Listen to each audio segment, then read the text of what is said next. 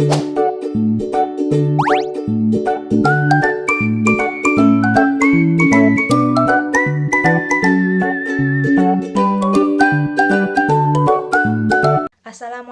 warahmatullahi wabarakatuh.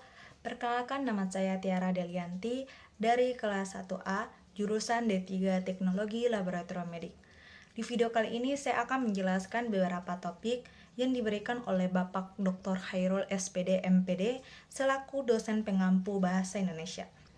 Topik yang akan dibahas di sini ada 5 topik, yaitu yang pertama, hakikat bahasa Indonesia. Yang kedua, perbedaan bahasa Indonesia yang baik dan benar. Yang ketiga, sejarah kedudukan dan fungsi bahasa Indonesia.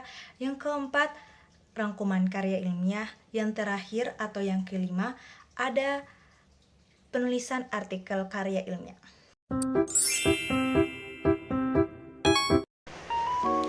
Baik, kita masuk kepada topik yang pertama, yaitu hakikat bahasa.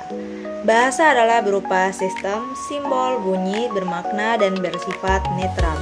Yang pertama, bahasa berupa sistem, yaitu bahasa tersusun atas kaidah dan urutan yang runtun. Yang kedua, bahasa berupa simbol, yaitu bahasa sebagai tanda atau lambang untuk mewakili sebuah ide, pikiran, ataupun perasaan manusia. Yang ketiga, bahasa berupa bunyi, yaitu bahasa diucapkan oleh alat ucap manusia dan dapat didengarkan oleh orang lain. Yang keempat, bermakna. Setiap bunyi atau kata memiliki arti yang dapat dimengerti oleh penutur dan pendengar. Yang terakhir yaitu bahasa bersifat netral, yaitu bahasa tidak membedakan siapapun, tidak membedakan suku, budaya, ataupun tingkat kedudukan seseorang. Topik yang kedua yaitu perbedaan antara bahasa Indonesia yang baik dan bahasa Indonesia yang benar. Bahasa Indonesia yang baik adalah bahasa yang digunakan secara tepat sesuai kondisi, waktu, dan tempat, serta lawan bicara agar komunikasi dapat berjalan secara efektif. Sedangkan bahasa Indonesia yang benar adalah bahasa yang digunakan sesuai dengan kaidah, aturan, struktur kalimat, atau bahasa baku yang sesuai dengan KBBI. Topik yang ketiga yaitu sejarah kedudukan dan fungsi bahasa Indonesia.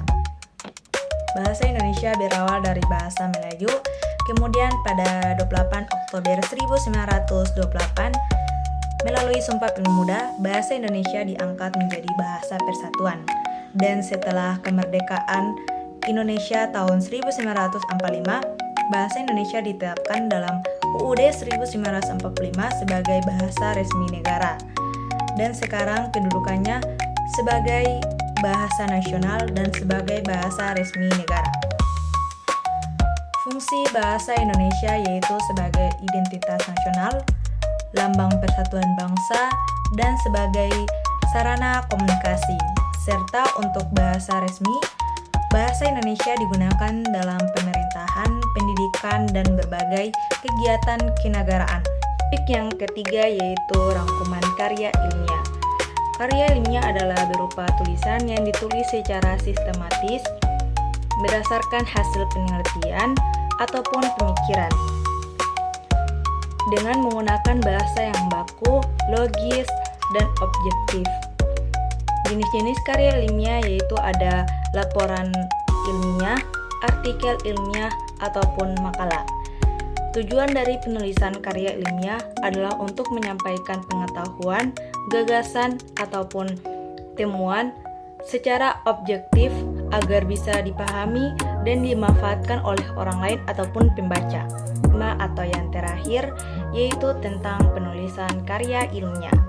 Karya ilmiah memiliki beberapa langkah-langkah, yaitu yang pertama menentukan topik yang akan dibahas, yang kedua merumuskan masalah dan tujuan, yang ketiga mengumpulkan data atau referensi, yang keempat menyusun kerangka artikel. Di sini kerangka artikel terdiri atas judul, abstrak, pendahuluan, metode, hasil dan pembahasan, kesimpulan, serta daftar pustaka. Setelah kita mengikuti langkah-langkah semua, Yang terakhir, kita merevisi kepada yang para ahli atau dosen. Sekian dari saya. Bila ada salah kata, mohon maaf. Terima kasih. Wassalamualaikum warahmatullahi wabarakatuh.